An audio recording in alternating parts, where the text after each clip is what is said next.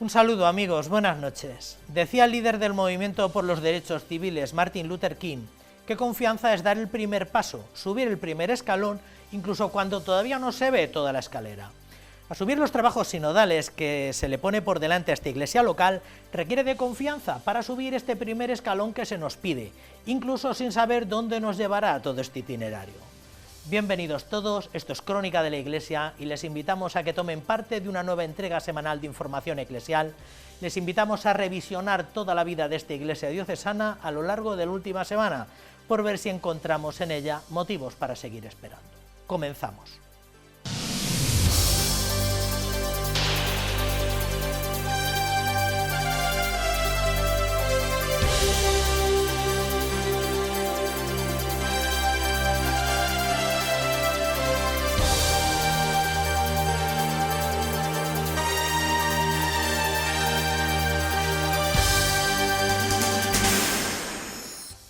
Cerrábamos la entrega de la semana pasada con el acto de presentación del equipo de la Delegación Episcopal del 26º Sínodo Diocesano, que se celebró en el Salón de Actos del Colegio de Infantes y que presidió, como recuerdan, el señor arzobispo. El cometido de estos 6 presbíteros es coordinar los trabajos sinodales, así como los materiales que servirán para trabajar en los grupos durante este año, que también se presentaron. Don Francisco manifestó la necesidad de que este sínodo sea un nuevo Pentecostés que nos ayude a volver al amor primero. Presentados los materiales del 26º Sínodo Diocesano y presentado también el equipo de sacerdotes que se van a encargar de hacerlo llegar a todas las parroquias y comunidades. 5 sacerdotes y representadas todas las vicarías de la archidiócesis, con un objetivo claro. La misión pues es muy sencilla, no es una misión de coordinar, es una misión de acompañar, es una misión de ponernos al servicio de la diócesis, ponernos al servicio de las parroquias y ser un poco pues ese enlace, esos transmisores, ¿vale? De poder facilitar el trabajo y a la vez pues intentar pues resolver todas las dudas, ponernos al servicio, ponernos al trabajo, es nuestra misión. Don Enrique del Álamo es el delegado episcopal para el sínodo y junto a él como subdelegados, don Ángel Manuel Salazar, párroco de Quintanar de la Orden, don José Pablo Ers, párroco de Siruela, don Francisco Aparicio, párroco de Juncler y don David Sánchez, párroco in solidum de San Juan de Ávila en Talavera de la Reina. Todos ellos nos contaron este jueves las precisiones y pasos que vamos a dar para seguir caminando juntos con Cristo. También hay muchas luces y hay también signos de esperanza en este mundo. En esta semana mismamente, creíais que era broma, pero sí. Oye, ¿habéis escuchado el disco de Rosalía, el nuevo? ¿Sí o no? Lux.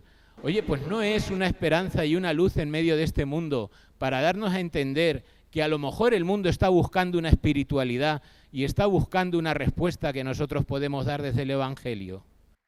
Un proceso sinodal que supone ante todo una oportunidad en nuestras realidades y comunidades, que como Iglesia comparten un objetivo común: anunciar la buena noticia del Evangelio. El sínodo es una oportunidad para caminar juntos, crecer por dentro, para luego servir por fuera y sobre todo para hacer frente a todo lo que significa hoy los retos que tenemos en nuestra archidiócesis de Toledo, que en el fondo no es más que uno: cómo anunciar a Jesucristo hoy. Más de 200 personas acudieron a este encuentro que finalizó con la presentación de la web, donde se inscribirán los grupos sinodales y se podrá acceder a toda la información referente al 26º Sínodo Diocesano. El encuentro pueden volver a verlo a través de nuestro canal de YouTube, en la web de Radio Televisión Diocesana.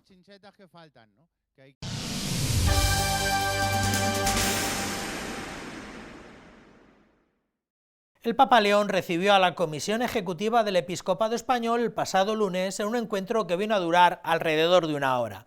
Se trataba de un encuentro que se había solicitado tras la elección papal del pasado mes de mayo y se confirmó en este día durante el pasado agosto. Los obispos españoles obsequiaron al Papa con una edición especial de la Biblia e intentaron sacarle una posible visita apostólica a España. Los prelados salieron convencidos de que León XIV, por los comentarios que vertió, conoce muy bien España y sus circunstancias pastorales.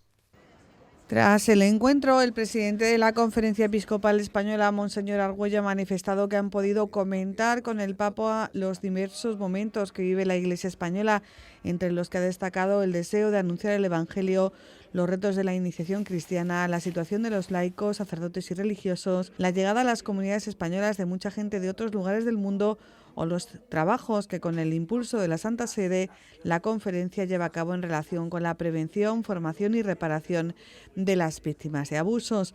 El secretario general de la Conferencia Episcopal Española, Monseñor Francisco César García Magán, ha destacado como el Papa León es un hombre de escucha. Es un hombre de la escucha, de la atención. El presidente le ha hecho una fotografía, una radiografía de la realidad eclesial de España y también, pues de la realidad social, económica, cultural. Y el Papa, a mí me impresiona, es el hombre de la escucha, ¿no? Cómo seguía, cómo se le notaba con una atención concentrada. El Santo Padre ha demostrado un profundo conocimiento de la situación de la Iglesia en España y también de su realidad política, social y económica, como han constatado los obispos presentes en el encuentro. Ha mostrado un conocimiento de cerca de nuestra realidad eclesial. Conocía los temas, conocía los asuntos, ha citado efemérides que íbamos a celebrar próximamente en la Iglesia española y sabía realmente los desafíos que tenemos no solamente en España, sino en general en Occidente. También el Santo Padre se ha mostrado conocedor de los nuevos desafíos presentes en la realidad española. Ha constatado también, él sabía cómo hay como una especie de resurgir, de acercamiento de los valores religiosos e incluso de la fe cristiana, la fe católica en adultos, en muchos adultos y en jóvenes, constatando cómo hay como un interés, un acercamiento por ese ámbito espiritual. Respecto a la posible visita del Papa a España, el presidente de la Conferencia Episcopal Española ha señalado que aunque es la Santa Sede quien confirma los viajes, han salido esperanzados. También ha destacado que León XIV conoce bien España, como han podido comprobar. Esta reunión se solicitó tras su nombramiento el pasado 8 de mayo y se confirmó a inicios de este curso 25-26. Además, la Conferencia Episcopal Española ha hecho entrega a León XIV de una edición especial de la Biblia con motivo de su visita.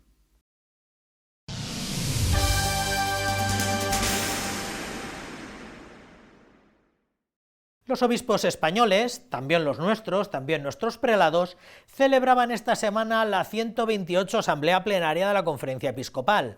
La sesión inaugural tuvo lugar el pasado martes con el preceptivo discurso del presidente. Después intervino el secretario de la Nunciatura en representación del nuncio, todavía ausente, y que llegará en un par de semanas, si tiene a bien.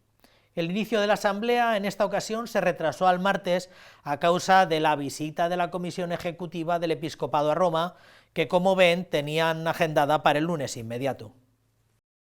La plenaria ha comenzado un día después de la audiencia concedida por el Papa León XIV a la Comisión Ejecutiva. En el marco de esta plenaria, el jueves 20 de noviembre a las 8 de la tarde se celebrará en la Catedral de la Almudena una celebración ecuménica con motivo del 1700 aniversario del Concilio de Nicea, considerado el primer concilio ecuménico de la Iglesia Católica.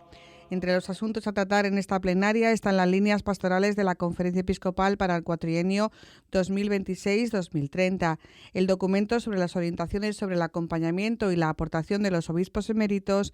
Además, se van a estudiar las propuestas para la aplicación de la sinodalidad en las diócesis. La Asamblea Plenaria va a conocer el informe anual de la Comisión Asesora del Plan de Reparación Integral a los menores y personas equiparadas en derechos víctimas de abusos sexuales, el PRIVA, que fue publicado el pasado mes de septiembre. También se va a presentar el informe de la Fundación FOESA. Además, tendrá lugar la elección del vicesecretario para Asuntos Económicos, cuyo mandato cumple los 5 años que establece el Reglamento de Ordenación Económica.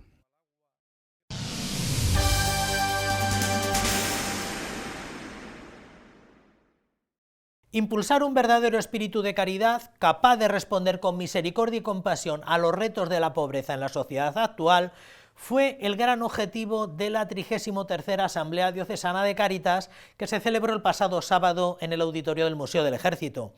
En la declaración final de la Asamblea, que se aprobó a la búlgara por unanimidad, se expresaba que nuestra Cáritas diocesana tiene que profundizar en la dimensión evangelizadora de la acción social a través de la formación, la oración y la identidad vivida en jornadas parroquiales.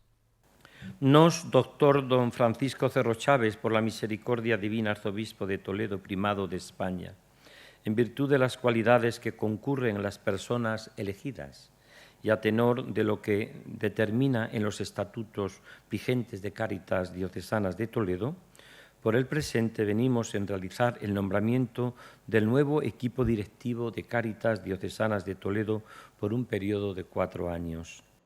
Es el momento en que el señor arzobispo de Toledo lee el decreto de la renovación del mandato por 4 años más del actual equipo directivo de Cáritas Diocesana, que este 2025 finaliza su primer mandato.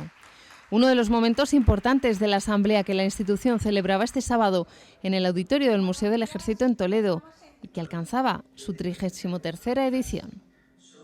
Recuperar la historia es reconocer el trabajo y la dedicación de tantas personas que nos han precedido y de las que hoy somos herederos y responsables de transmitir este legado a quienes vendrán después de nosotros.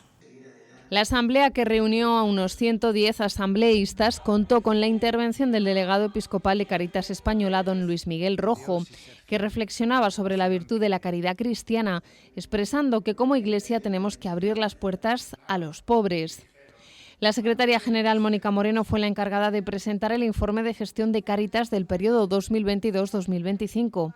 Una etapa marcada por las emergencias, la crisis habitacional, el empleo precario, la salud mental, la irregularidad administrativa o el aumento del coste de la vida. Hemos procurado responder a las nuevas pobrezas, adaptándonos a los retos de este tiempo, para avanzar con esperanza, transparencia, rigor y eficacia. Y somos muy conscientes de que no hemos llegado a todo y también de nuestros errores. Este balance es más que un simple recuento, es un testimonio vivo de que la esperanza siempre tiene la última palabra. En su saludo, el señor arzobispo de Toledo recordó que la asamblea es una experiencia sinodal y apuntó que la historia de la Iglesia ha sido una gran enciclopedia de la caridad, al servicio siempre de los más pobres. En cualquier sector de la caridad, por muy desconcertado que nos parezca, que nos ha cogido a trasmano, la Iglesia está ahí haciendo caridad. Está ahí al servicio de los pobres, de los enfermos, de los que sufren, ¿no? Allá está en los campos de refugiados, muchas veces trabajando, sirviendo a los pobres, muchos de ellos dando de comer, otros de ellos identificándose con ellos y viviendo como los pobres, como hay tanta vida consagrada, viviendo los ámbitos más pobres y necesitados de la humanidad. Después del trabajo realizado por grupos por los asambleístas, se aprobó la declaración final que recoge las acciones para impulsar la virtud de la caridad en las comunidades cristianas, como la formación sobre la caridad con talleres o encuentros formativos, los grupos de oración y la celebración de la jornada parroquial sobre la caridad.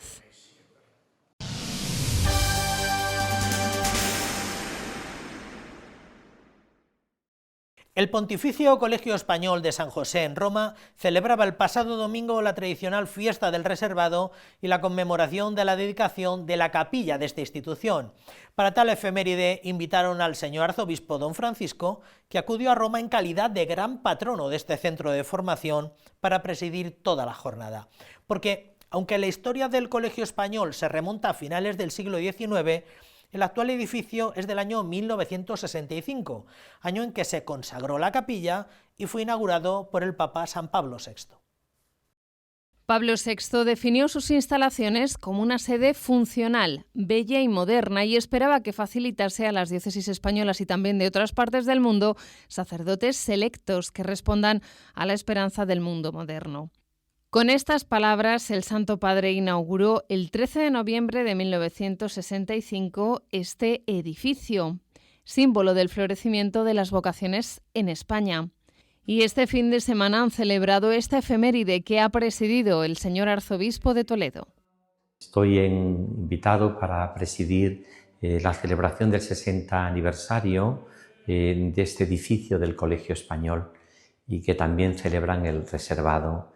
Y desde aquí pues quiero enviar a toda la comunidad de la Archidiócesis de Toledo mi oración y mi bendición. Aquí, en este lugar, tengo al fondo esta Virgen de Guadalupe, al cual encomendamos pues también el fruto de nuestro sínodo diocesano.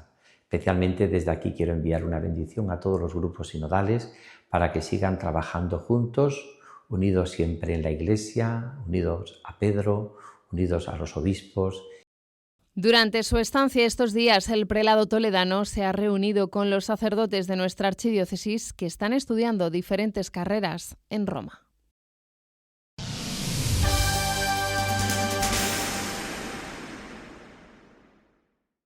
Miren, hay un asunto que no es estrictamente nuestro, porque de una manera más propia es de la diócesis de Valladolid, ni es exclusivamente nuestro, porque no se circunscribe solamente al papel histórico de la archidiócesis de Toledo, que es el de la causa de Isabel la Católica.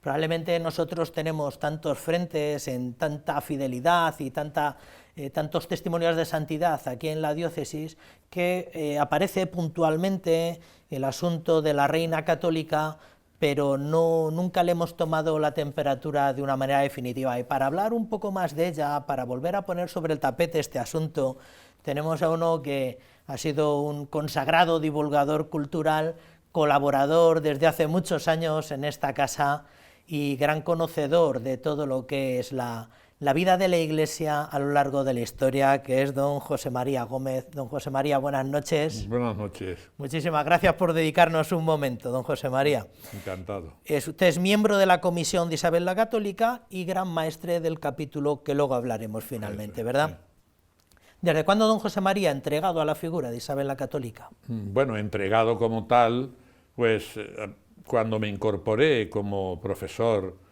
de bachillerato en el Instituto Padre Juan de Mariana en Talavera. Aunque mi admiración viene pues desde los años de la enciclopedia del colegio, ¿no?, donde nos ponían a Isabel como la madre de España, la fundadora de alguna manera de España, ¿verdad? Pero luego también en los años de seminario, me acuerdo con mi profesor, con don Balbino, luego ya, incorporado a Talavera, que me puse a estudiar personajes talaveranos, me aparece, claro, Fray Hernando de Talavera, sí, y ligado a Fray Hernando de Talavera la figura de la reina Isabel. Entonces los dos me fascinaron y me puse a leer todo lo que había sobre ellos y a trabajar sobre ellos, ¿verdad? Es de cuando viene sobre todo mi fascinación. Sí. Quedé verdaderamente fascinado por esas dos personalidades históricas. Está hablando de una época en la que el interés por la historia era muy notable, los personajes históricos como los reyes católicos o tantos otros eran personajes muy familiares y por desgracia no vivimos el mismo momento. De hecho, se dedican 2 años de la ESO a hablar desde la prehistoria hasta 1812, en 2 años. Y luego los otros 2 años, 1812, historia contemporánea, sí, que aparentemente ahora es la verdaderamente valiosa. ¿Quién, para recordarnos a todos, quién es Isabel la Católica? Isabel de Castilla, ¿quién es? Bueno, pues Isabel de Castilla es la reina más grande que ha tenido Castilla y ya por ampliación diríamos España, reina propietaria ella, ¿verdad? Es ante todo, tiene el mérito de ser una mujer que tuvo que sobreponerse pues a todas las convenciones que entonces eran extremadamente machistas, ¿verdad? Sí. Porque su hermano mayor no quería que fuese ella reina y urdió una trama bastante vergonzosa en la que no vamos a entrar. Y luego, pues ella supo en todo momento y ante cualquier duda que había señalar que lo ponía en manos de la Iglesia y que quería que eso lo juzgase y lo viese la Iglesia. Cualquiera de las decisiones que tenía que tomar, ser jurada heredera de Castilla, en presencia del nuncio, del Papa y que todo tuviese. Luego después casarse con Fernando, porque tuvo varios pretendientes y tuvo que elegir y ella iba a los espíritus más finos, a Fray Hernando y a los conventos donde podían aconsejarse, ¿no? De manera que como se dilataba mucho, Gutiérrez de Cárdenas, que estaba en el asunto, le dice, princesa, ya tenéis que decidiros porque esto urge urge, ya tenéis que decidiros. Y dice, es que tengo que hacer algunas consultas y no sé cuál es la decisión de Dios para escoger el marido. Dices, si Dios va a aceptar lo que vos escojáis. Ya sabía que iba a escoger a su primo Fernando de Aragón, ¿no? Sí, sí, eso, sí. Gutiérrez de Cárdenas, natural de Ocaña. Natural de Ocaña y luego señor de Maqueda. Señor de Maqueda, y tiene su cenotafio sepulcral porque casó con Teresa Enríquez, la loca del Sacramento, allí en la Colegiata. En la Colegiata de Torrijos. De Torrijos, sí, sí. ¿Y por qué es importante la figura, aparte de una figura muy señera de nuestra historia, por qué es importante para la Iglesia española? Bueno, ella propugnó desde el primer momento la renovación interna, la reforma. No como hará luego después Lutero o como harán Enrique VIII rompiendo con la Iglesia, no, no, no. Ella en ningún momento se propone eso, pero las costumbres de los clérigos y las costumbres de los obispos tan relajadas en aquel tiempo, pues ella convoca el Concilio de Sevilla en 1478. Incluso antes de terminarse la guerra con Portugal, una guerra de sucesión con Portugal, incluso antes, porque se termina un año después justamente, en las paces de Alcasovas y Toledo, ya que son de 1479-80. En el 1478 ella convoca un concilio es el cuaderno de estudio, lo prepara Fray Hernando de Talavera, y ahí pues se sientan los principios fundamentales que deben regir la Iglesia en su reinado. Una mujer además piadosa. Sí. Y luego la reforma de los conventos. Y van reformar los conventos. Y la reforma del episcopado. Entonces el episcopado estaba tan relajado que había un dicho que decía episcopatum est peccatum, porque tenía tal carga de mundanidad y de poder y esto, que no se podía ser nada más que un pecador siendo obispo. Y ella, como muy bien señala el padre Tarsicio de Azcona, ya que en paz descanse, en un libro memorable, el tipo ideal de obispo en Isabel la Católica, señala ya un tipo de obispo de una moral incombustible, un tipo de obispo entregado a su labor, un tipo de Dios que desprecia las riquezas y los honores. Fray Hernando de Talavera, Fray Alonso de Lugo, ella no va nombrando ya a los segundones de la nobleza, porque ella se encuentra con Alonso Carrillo, se encuentra con Mendoza, a los cuales sabe ella también manejar, pero no se deja manejar. Pero ya ella, los obispos que crea, son ya hombres sabios, prudentes y honestos. ¿Desde cuándo la Iglesia en España, desde cuándo conoce usted, o nos puede dar una referencia, que la Iglesia española está en una causa, promoviendo una causa en favor de Isabel la Católica? Es decir, que trata de discernir si hay virtudes suficientes para ser elevada al catálogo de los mejores hijos de la Iglesia. ¿Desde cuándo? Podemos señalar en mayo de 1958, que es cuando se constituye la comisión para la beatificación. Parece que hay una carta de una joven argentina al Papa, a Pío XII, preguntándole que por qué no se ha incoado ya ese proceso. Y Pío XII, que era muy intelectual, se conmueve ante ello y efectivamente pregunta un poco al episcopado español por qué no. Inmediatamente surge la comisión, lógicamente surge donde murió, como murió en Medina del Campo, que es diócesis de Valladolid, pues es en Valladolid donde se incoa el expediente de beatificación, que inmediatamente hace que todos los grandes estudiosos del momento en historia, los más finos, se dedican a publicar y a estudiar, y encuentran pues, miles y miles de documentos que, contados y ordenados, pues reúnen 30 volúmenes, que es lo que llaman la Positio, que se envía a Roma ya en el año 70, entre 70 y 72. Sí. Y pronto se envía todo ese conjunto. Ahí destacan, pues, Vicente Rodríguez Valencia, que para mí tiene un estudio resumido, el perfil moral de Isabel la Católica, que es una delicia. Ahí está Vidal González, que publica la edición facsímil del Testamento, que es un monumento histórico que ella cede para que sea conservado siempre el original en Guadalupe, aunque luego por avatares. Y bueno, está también don Luis Suárez, Luis Suárez, ¿no? Y colaboran pues la Universidad de Valladolid, la Universidad Católica de Ávila, la Universidad del CEU, en Madrid CEU, y bueno, y también en universidades hispanoamericanas se ponen también, y obispos a la causa, ¿verdad?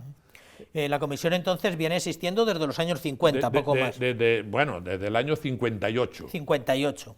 Otro impulso se da en 1969, que es el quinto centenario de las bodas de Isabel y Fernando, que se estiman como el comienzo de la unidad de España, ¿no? Ahí ya pues también hay una intervención de la política de entonces, a favor decididamente tanto de la causa de beatificación como de las figuras de los reyes católicos. Sin embargo, tenemos la impresión de que esa comisión recientemente, en estos últimos años, ha sufrido como una especie de notable impulso. ¿Por qué ha sido...? Bueno, la comisión terminó su labor, aquella que tuvo, sí. Y bueno, mientras fue presidente Vicente Rodríguez Valencia y luego don Vicente Varas, pero recientemente con el nuevo director, José Luis Rubio Vilén, ha recibido un nuevo impulso en el sentido de que pues, hay que seguir la labor investigadora, ¿no? Yo me incorporé entonces a la comisión y consiste pues, en que vayamos reuniendo y recuperando toda la bibliografía y los estudios que siguen saliendo, que es impresionante, sí. Como una especie de adenda a los 30 volúmenes sí, aquellos, sí, que por cierto nos he dicho que de aquellos 30 volúmenes se hizo un resumen de unas 1000 y pico páginas en un volumen, que es el que leen, el que ven los cardenales, y ahora me dan todo el teológico, el estudio teológico que hay que hacer ahora, y que está conservado incluso en Valladolid bajo llave, un ejemplar, porque es de lo que se estima, digamos, las razones fundamentales para su canonización. Y bueno, pues producto de esa nueva labor, ¿no? pues fue la convocatoria de este congreso, Isabel la Católica y la Evangelizante Simposio Internacional, en el que colaboraron pues, los grandes estudiosos actuales, ¿no? Y que fue publicado por la BAC, en la BAC este estudio, ¿verdad?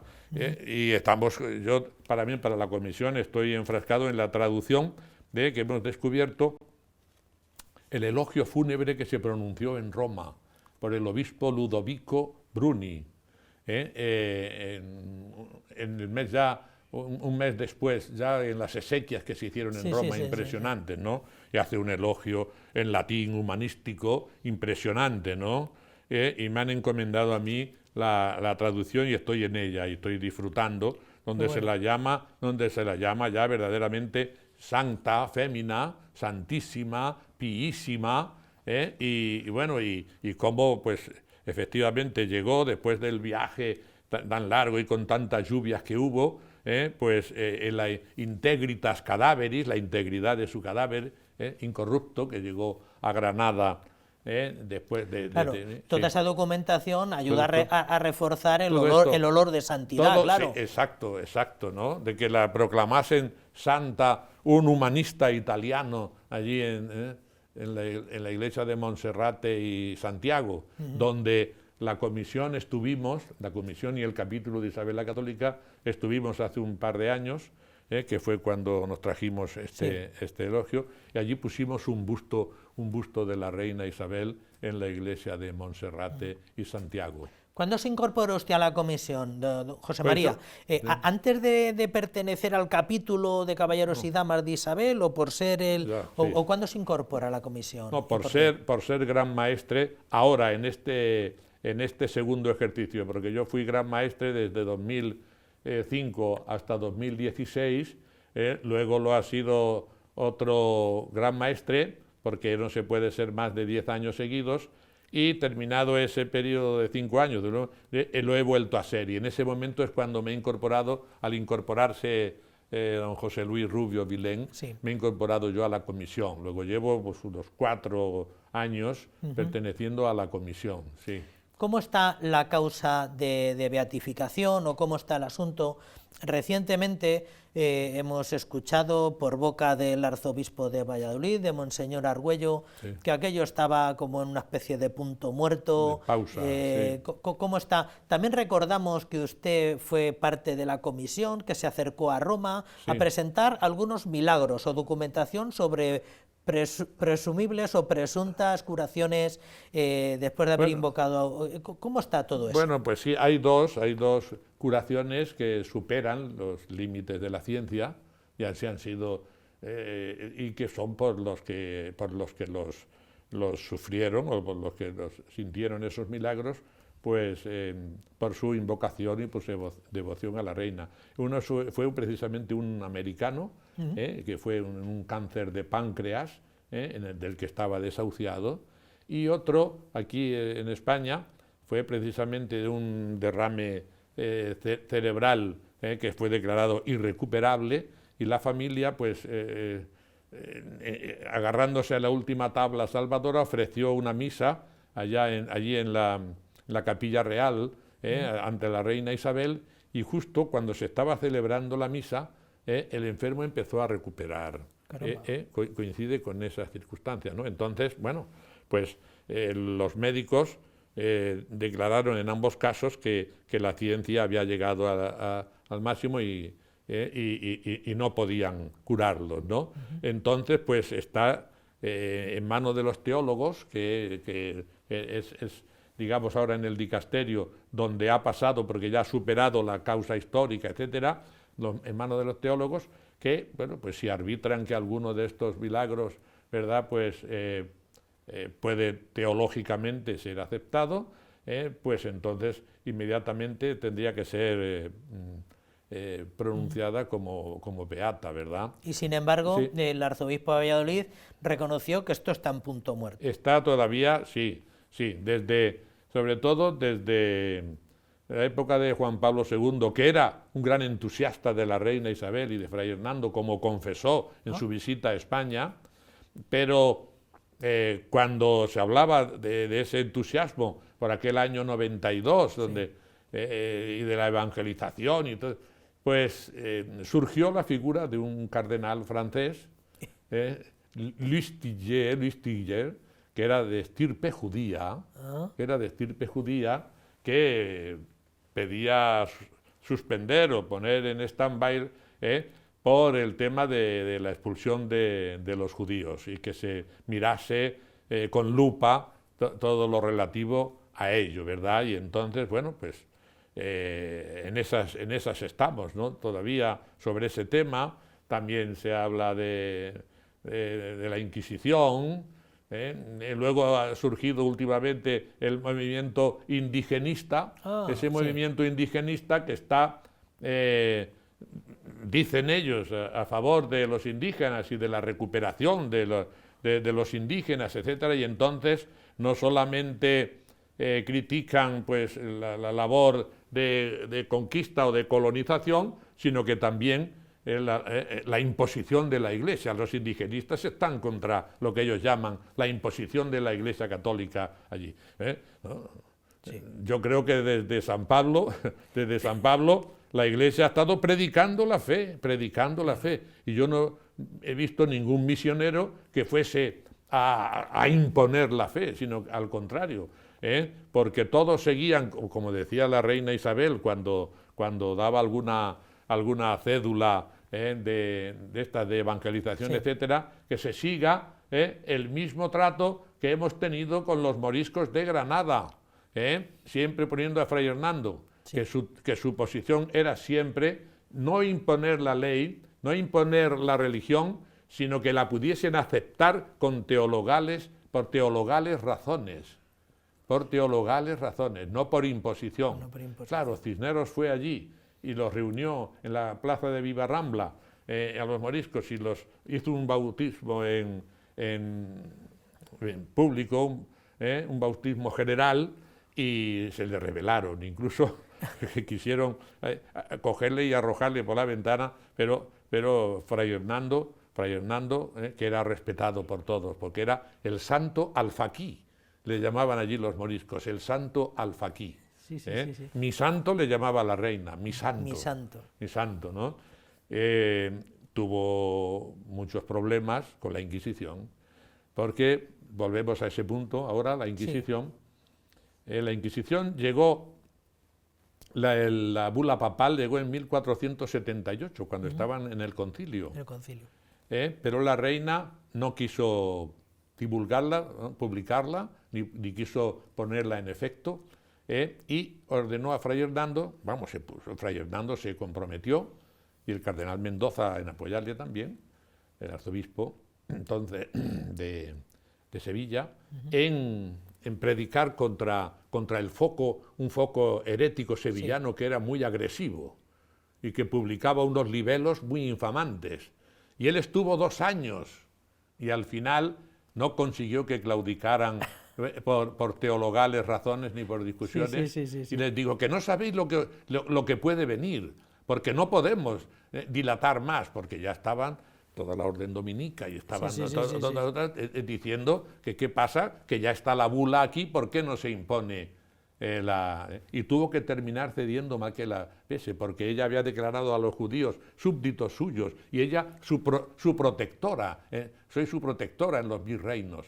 Pero claro, esto venía así, y al final pues tuvo que aceptar, porque también era un servicio a la Iglesia. La Iglesia le ponía en la bula que no haga caso de ciertos susurrones, no sé si se refería a Fray Hernando, sino que tome en consideración tan pium opus, ¿no? Una obra tan pía y tan necesaria. Bien, opus, pium et necessarium, ¿no?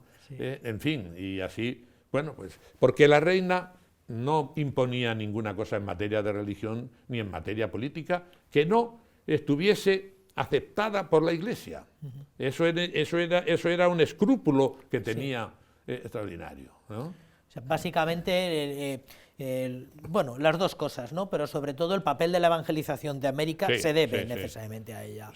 Y aunque ahora, como dice, pues tengamos a la presidenta de México celebrando allí unos ritos ancestrales precolombinos y toda aquella historia, la verdad es que ha sido pues el pilar sobre el que se ha sustentado toda la cultura. Como si nosotros negáramos la cristianización de España y negáramos la romanización. Hubo muchas cosas, hubo Numancia, hubo Sagunto, hubo batallas, hubo guerras, pero ¿y la lengua?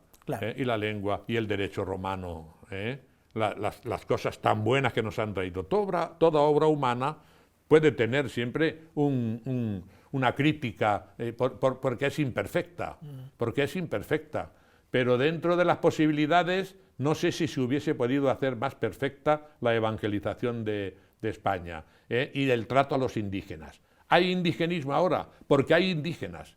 Y hay indígenas porque los misioneros y Isabel la Católica y después los monarcas que siguieron después siguiendo sus huellas siempre mandaron respetar y que no existiese la esclavitud. Tenemos un detalle maravilloso de la reina. Cuando en 1496, en uno de los viajes de Colón manda desde allí a un tal Pedro de Torres con 500 esclavos, y Pedro de Torres y el consejo del reino les dice, pues nos parece que pueden venderse, ahí en Andalucía será más fácil que se puedan vender, y empieza a vender los esclavos. Cuando llega a conocimiento de la reina, detiene inmediatamente la venta, ordena que se recojan a todos los esclavos, que todos los que quieran volver, que se vuelvan a sus tierras, de coste, pagándoseles lo que se les tenga que pagar, y que no se consiente la esclavitud, porque son súbditos míos como los míos súbditos de Castilla. Y eso luego lo proclama en el testamento. Lo que nos llevaría mucho tiempo hablar de la leyenda negra y de tantas cosas. Bueno, eso sí. Que hay don José María, hablando con algún historiador, me comentó en alguna ocasión, bueno, esto de la causa de la reina Isabel ha sido como la de Cisneros, ha sido algo que se ha reflotado en distintos momentos y se ha ido sumergiendo puntualmente, ¿no? Y me habló un poco del esfuerzo que hicieron los Borbones por buscar razones de santidad en sus antecesores, en el rey San Fernando y en tantos otros. ¿Qué de cierto? Bueno, en San Fernando ya estaba canonizado, y San Luis, rey de Francia, ¿verdad? Sí, que hubo cierta inquietud, pero pienso que no llegó a abrirse la causa. La de Cisneros sí. La de Cisneros sí fue abierta. Porque aunque los reyes tuviesen cierta inquietud, pero verdaderamente las que funcionaban bien en eso eran las órdenes religiosas. Las órdenes religiosas machacaban y presentaban los estudios, ¿no? Luego no ha habido ningún intento especialmente significativo, aunque ha habido pues discursos y una memoria muy favorable a la reina, salvo la leyenda negra, pues que toca unos aspectos un poco problemáticos o de discusión, pues enseguida pues la critican a ella como la... pero es que eso lo tenemos siempre, es constante, ¿no? En aquellos espíritus más sufren persecución. Por ir acabando, don José María, vamos a hablar del capítulo de nobles caballeros y damas de Isabel la Católica, del cual es usted gran maestre, razón por la cual forma parte de esta comisión. Exacto, y es nuestro banderín de enganche con la causa de Isabel la Católica aquí en la archidiócesis. ¿Qué es el capítulo de Isabel la Católica? El capítulo de nobles caballeros y damas de la reina Isabel la Católica y de la muy noble, imperial y coronada villa de Madrigal de las Altas Torres, bendito sea Dios, todo eso, pues es una asociación pública de fieles, ¿no? Es una asociación dentro de la Iglesia Católica, y que estamos pues a la obediencia del obispo de Ávila. Del obispo de Ávila. Decir, esto surge en Ávila, ¿verdad? Esto surge en Ávila, sí. ¿En qué año? Surge, pues bueno, empiezan los primeros movimientos hacia 1469, y viene un poco al amparo y al refuerzo de la comisión. Porque la comisión para la beatificación es, digamos, elitista, por decir una palabra que no quiere ser negativa. No, es de estudiosos, y cerrada en sí misma, un poco con cierto secretismo, porque estas cosas son así, pero luego surge entre un grupo de estudiosos también y de admiradores de la reina, surge la necesidad de divulgar a nivel popular la importancia de su figura, muy maltratada por la leyenda negra y por prejuicios absurdos, tontos muchos de ellos, ¿no?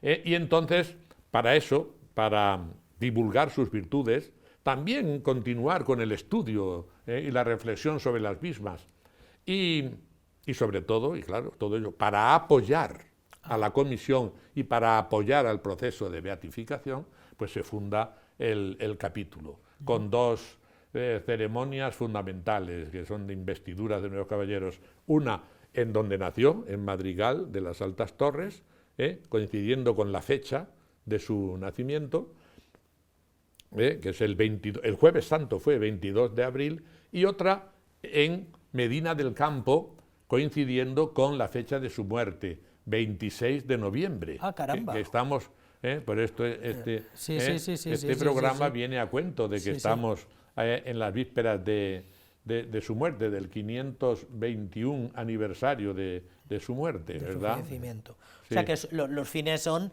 la divulgación de la causa. La divulgación de la causa. Y además, para abundar en asuntos más culturales, propiamente culturales, pues también se funda la Academia de la Hispanidad, que es la institución cultural anexa al capítulo, de la cual el gran maestre es el presidente. de la Academia de la Hispanidad. ¿Desde cuándo gran maestre, don José María? Yo fui gran maestre desde el año 2005. ¿Qué fue, el tercero, el cuarto? Yo fui el tercero, sí. El tercero. El tercero, después de su fundador, don Antonio Santander, después del señor Almeida, que continuó, y yo fui el tercero en el año 2005, fui nombrado allí en la sede episcopal de Ávila, y lo fui en un primer régimen de 10 años, o sea, 5 años, fui luego después reelegido, y hasta el año, pues eso, 2016.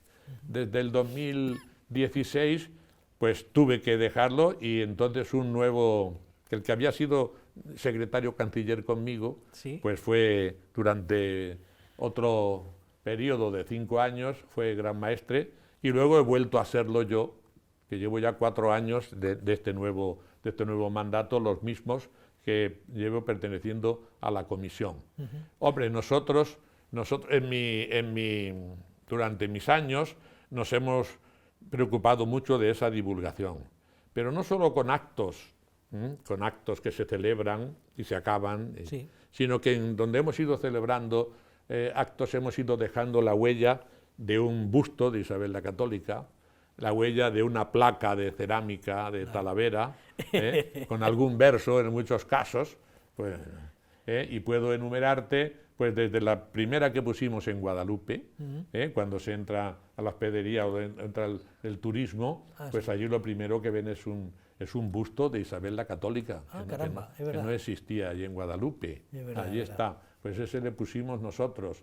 Luego después hemos puesto en San Millán de la Cogolla, justo a la entrada de la Sala de la Lengua Española, allí hemos puesto otro busto de la reina Isabel con su poema correspondiente alusivo a esa circunstancia. Luego hemos puesto en la Rábida, cómo no, en lugares claramente isabelinos, la Rábida también. Hemos puesto que no existía ningún busto ni monumento ni nada, fíjate, en Segovia, y justo en el pórtico de la iglesia de San Miguel, que donde ella fue coronada o proclamada reina de Castilla, allí pues muy bien con el arzobispo, con el obispo, con el alcalde, pusimos otro busto que ese está iluminado todas las noches y pasa la gente y ven la reina que fue proclamada. Bueno, y hemos puesto también en la Catedral Castrense, otro busto, y luego placas de cerámica, pues hemos puesto, por supuesto, en Madrigal, que como ya había un monumento, pues fuimos y allí en la alcoba donde nació hay una placa de cerámica con la pintura de la reina y un poema alusivo a Madrigal e Isabel la Católica. En el Palacio Testamentario de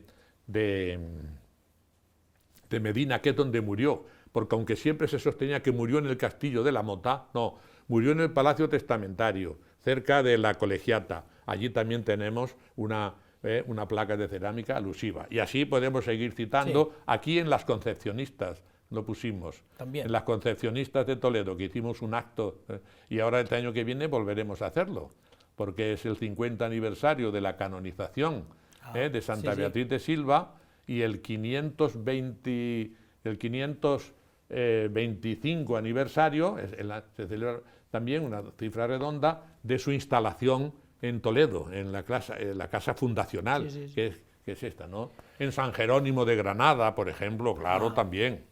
En muchos sitios. Y todo el que quiera saber más sobre el capítulo de Nobles Caballeros y Damas de Isabel la Católica, ¿cómo pueden, don José María, ponerse en contacto? En la página web. Tenemos una página web, ¿no? Capítulo de Isabel la Católica, página web.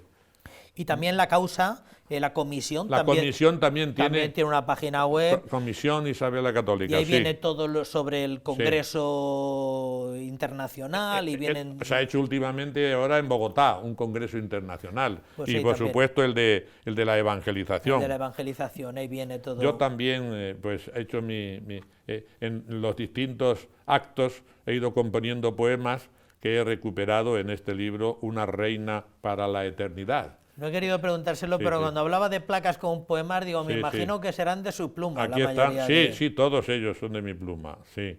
Y esto es una exposición que se hizo hace un par de años. Sí. El año pasado. Lo recuerdo. Se hizo en el pintor centro de San Marcos. efectivamente. Centro de San Marcos, de pintura de Alberto Romero, y yo publicamos este libro mío de verso también. Muy bien, don José María, pues dejamos ahí la invitación, que la gente conozca más a la reina, que la gente sepa más de la comisión, para que sepa cómo va el asunto, y sobre todo que conozcan un poco el capítulo, para saber, hombre, que hay más vida más allá de la procesión del Corpus, que probablemente para el común pues es como la aparición por excelencia en el séquito procesional del Corpus, pues que la Comisión de Isabel la Católica Claro está que ahí sí, para, es que nosotros tenemos sección aquí, también estamos instalados aquí, en San Juan de los Reyes, con don Antonio Cañizares,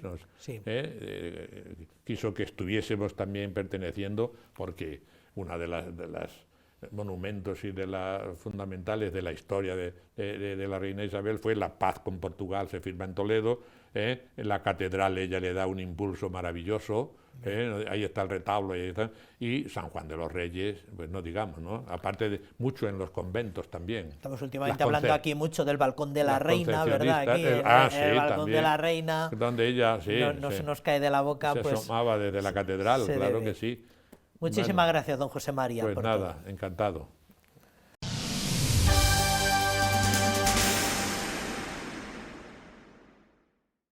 El capítulo de nobles caballeros y damas de la reina Isabel la Católica ha escogido la villa de Torrijos y su colegiata para celebrar la ceremonia de investidura de los nuevos caballeros y damas. El señor arzobispo de Toledo presidirá la ceremonia en la que él mismo será distinguido como caballero de honor. De este modo, su persona y la institución episcopal quedarán ligados a la defensa de todo lo relacionado con el proceso de beatificación de la reina y dispuestos a colaborar con la causa del movimiento isabelino existente, no solo en España, sino por todo el mundo. El capítulo de nobles caballeros y damas de Isabel la Católica y su institución cultural, la Academia de la Hispanidad, dedicados a preservar y difundir el legado de Isabel I de Castilla, además apoyan activamente su proceso de beatificación, resaltando sus valores religiosos y sus virtudes. Tiene el mérito de ser una mujer que tuvo que sobreponerse pues a todas las convenciones que entonces eran extremadamente machistas, ¿verdad? Porque su hermano mayor no quería que fuese ella reina.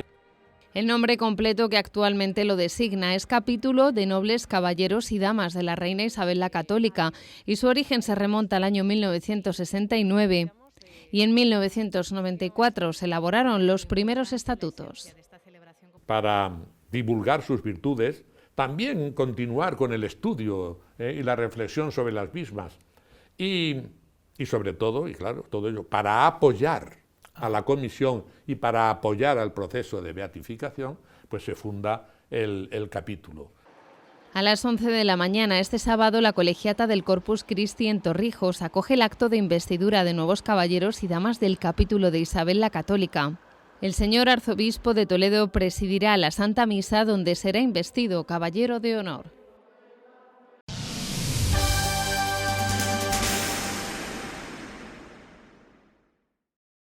Nuestra delegación diocesana de Pastoral de la Carretera se une al Día Mundial en recuerdo de las víctimas de los accidentes de tráfico, que se conmemora desde hace unos 20 años el tercer domingo de noviembre.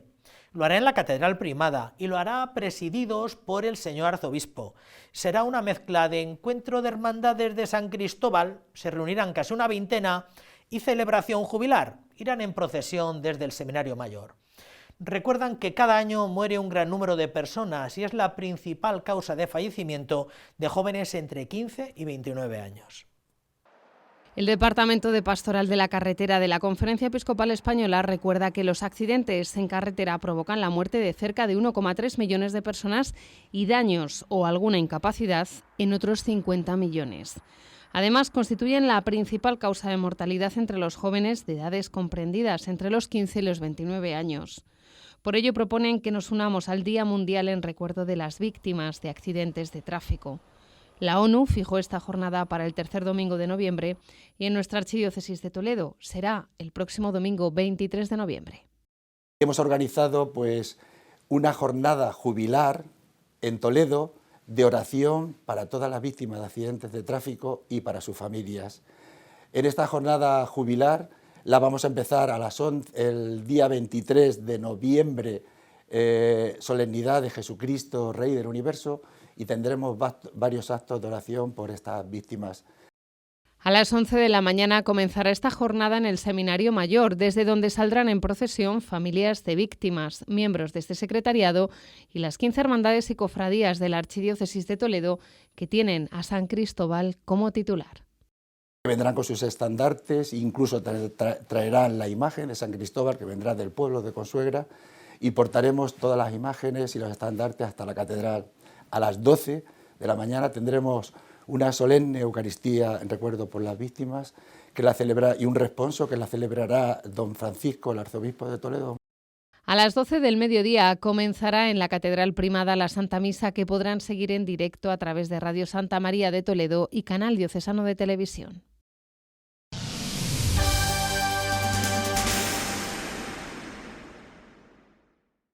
En un momento de profunda complejidad y de severa fragmentación de nuestro país, la Fundación FOESA, siglas que responden a Fomento de Estudios Sociales y Sociología Aplicada, institución promovida por Cáritas Española, acaba de presentar su 9º informe sobre exclusión y desarrollo social en España. Su último informe confirma lo que todos sospechábamos, que tras 2 décadas de crisis encadenadas, España cuenta con una de las tasas de desigualdad más altas de Europa. De hecho, la exclusión severa arroja un saldo de algo más de 4 millones de personas. En España, la clase media era de casi el 60% de la población. Ahora solamente es el 43%. En el centro de esta desigualdad está el precio de la vivienda y los bajos salarios. Casi la mitad de nuestra población activa vive en la precariedad laboral, porque los bajos salarios son uno de los grandes reductores de la clase media en España. En cuanto a la vivienda, es donde encontramos más división. Crecen los propietarios que acumulan 2, 3 y varias viviendas, y al mismo tiempo crece el número de familias que no pueden comprarse una casa. Hablar hoy en día de vivienda es hablar de jóvenes que no pueden emanciparse, de familias que destinan más de la mitad de su sueldo a pagar un alquiler y que viven con el miedo constante a una subida o a una no renovación. La vivienda ha dejado de ser hogar, de ser calor y protección, para ser un factor de estrés, de inseguridad y sobre todo de bloqueo vital. Esto hace que la integración social se erosione y la exclusión grave permanece muy por encima de los niveles de 2007. La exclusión severa afecta ya a 4,3 millones de personas, un 52% más que antes de la crisis de 2008. La mayoría de los hogares en exclusión trabajan o buscan empleo, estudian o se forman, activan redes y siguen planes de inclusión. 3 de cada 4 hogares en exclusión severa activan estrategias de inclusión, pero se topan con dispositivos fragmentados, con recursos escasos y muy poco personalizados. Los datos muestran que la activación de los hogares en exclusión severa ha pasado del 68% en el año 2021 al 77% en el año 2024. Los jóvenes son el sector más frágil. Sus salarios han bajado casi un 30% de una generación a otra. Por no olvidarnos de la problemática del medio ambiente, la huella ecológica española triplica la capacidad del territorio. Esto es, si todo el mundo viviera como lo hace la población en España, necesitaríamos el equivalente a 2,5 planetas. Nuestra huella ecológica triplica la capacidad de nuestro territorio. Mantenemos un metabolismo económico basado en la extracción masiva de recursos de países empobrecidos, generando una deuda ecológica y moral inmensa. Esta crisis climática y esta crisis ecológica no es un problema aparte. Es una metacrisis, es una crisis sistémica y universal que atraviesa y agrava todas las demás dimensiones sociales, dimensiones económicas y políticas que hemos analizado en el informe. Por ello, Cáritas asegura que es esencial un cambio radical de paradigma basado en la interdependencia, la ecodependencia y el cuidado mutuo. Frente a la sociedad del miedo, la organización propone avanzar hacia una democracia del cuidado que sitúe la justicia social y el bien común en el centro del proyecto colectivo.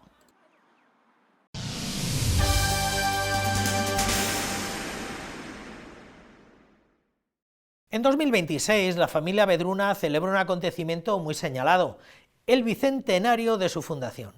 Desde aquí, en 1826, en que Santa Joaquina Vedruna inició la obra educativa y evangelizadora, su legado ha crecido y se ha expandido y ha transformado la vida de miles de niños y jóvenes aquí en Toledo y en todo el mundo. Para conmemorar esta efeméride, la Fundación Vedruna lanzó el concurso del himno del Bicentenario, un proyecto musical en el que el Colegio de Toledo participa con entusiasmo.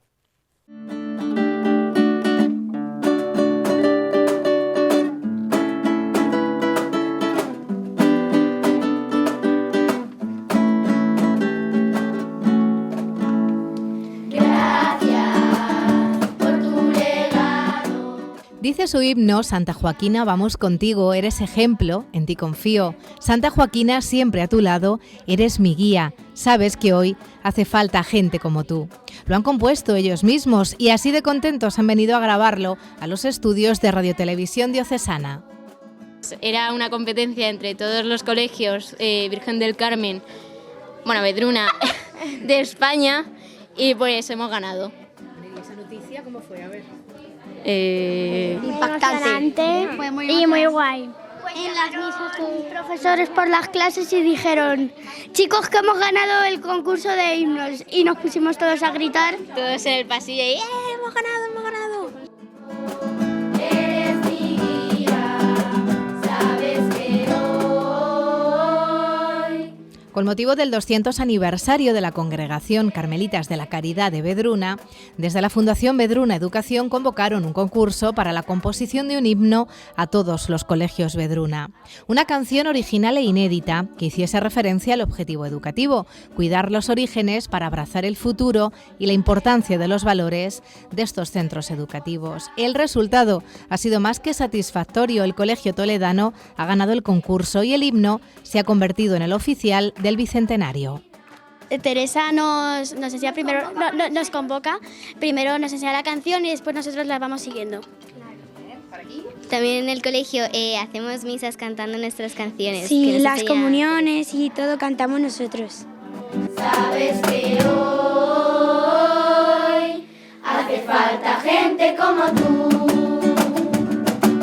El 26 de febrero viajará todo el coro del colegio a Vic, Barcelona, para cantar el himno en directo en la celebración oficial del 200 aniversario. Por lo pronto, una parte de los protagonistas nos han regalado sus voces y su música para poder compartirlas con nuestros telespectadores. Eres ejemplo, en ti confío, hace falta gente como tú. ¡Adiós!